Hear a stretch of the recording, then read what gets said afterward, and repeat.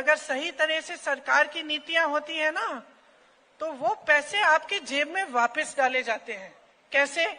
Schemes बनाकर, किसानों की मदद करके, महिलाओं की मदद करके, मजदूरों की मदद करके, रोजगार दिलवा के, इसी तरह से पेंशन दे के, इसी तरह से तो आपके पैसे आपके जेब में वापस आएंगे।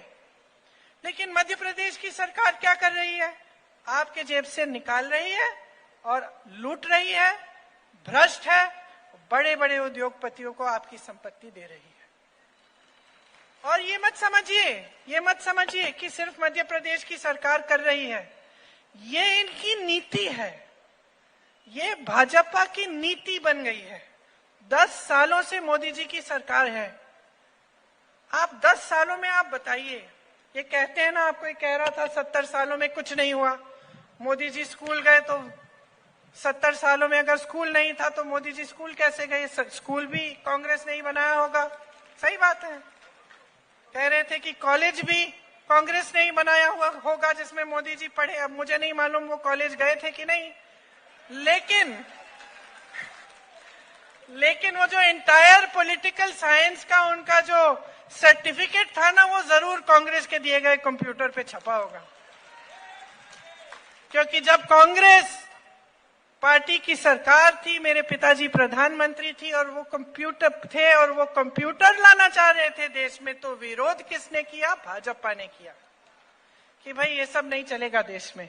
आज देखो देश तकनीक में आगे कैसे बढ़ गया है, उसकी वजह से। क्योंकि बहुत सालों पहले, दशकों पहले किसी की सोच थी। अगर आज देश में IIM है, IIT है, एम्स जैसे बड़े अस्पताल हैं, किसी की सोच थी, नेहरू जी की सोच थी कि हम ऐसे ऐसे संस्थान बनाएंगे जिससे दशकों बाद लोगों का लाभ होगा, जिससे देश आगे बढ़ेगा। मोदी जी कहते हैं कि 70 सालों में कांग्रेस ने कुछ नहीं किया। अच्छा, तो IIT किसने बनाई? IIM किसने बनाया? एम्स किसने बनाया? ये बड़ी बड़ी कंपनियां जो मोदी जी कौड़ियों के दाम में अपने दोस्तों को बेच रहे हैं, ये किसने बनाई? ये हवाई जहाज जो मोदी जी खरीद रहे हैं 8-8 हजार करोड़ के, 8,000 करोड़ के अपने लिए खरीदे 2 हवाई जहाज, ये जो खरीद रहे हैं, इनकी ये सब एयरपोर्ट सब कुछ, ये किसने बनाया? ये बंदरगाह जो दे रहे हैं अडानी जी को, ये किसने बनाया? 70 सालों से कुछ नहीं हुआ बहनों और भाइयों। ये कहते हैं इंदिरा गांधी डैम कह रहे हैं आप, तो ये सब बातें करते हैं आपके सामने। ये नहीं बताते कि 10 सालों में इन्होंने क्या किया, 18 सालों में मध्य प्रदेश में क्या किया। सीधी सी बात है, चुनाव का समय है। देखिए, मैं छत्तीसगढ़ गई थी कल, मुझे इतनी खुशी हुई क्योंकि मैं मंच में जब खड़ी हुई तो मेरे पास कुछ कहने का था। मैं कह पाई कि देखो, आज छत्तीसगढ़ का किसान खुश है। आज धान हम छत्तीसगढ़ में आपसे खरीद रहे हैं, पूरे देश भर में सबसे ज्यादा का खरीद रहे हैं। मैं कह पाई कि यहाँ तुम्हारी समस्या थी आवारा पशुओं की, तुम्हारे खेत चले जा रहे थे, तुम रात भर खेत के पहरेदारी के लिए बैठते थे खेतों में। अब यहाँ भी है समस्या, यहाँ भी है, ठीक है। तो मैं कह पाई छत्तीसगढ़ में कि इतनी बड़ी समस्या थी, जब भी किसान मिलते थे रोते थे कि कुछ करो। हमारे मुख्यमंत्री जी ने क्या किया? गौठान बनाए, और बेकार के गौठान नहीं, ऐसे गौठान बनाए जिसमें रोजगार दिया। फिर उन्होंने कहा कि भाई ये गोबर क्यों ना खरीदे, हम इस गोबर का हम कुछ बना देंगे, गोबर गैस बना देंगे, गोबर के कुछ और चीजें बना देंगे। सरकार ने गोबर को खरीदना शुरू किया। गोबर को खरीदना शुरू किया तो लोगों ने आवारा पशु को रखना शुरू किया, है कि नहीं?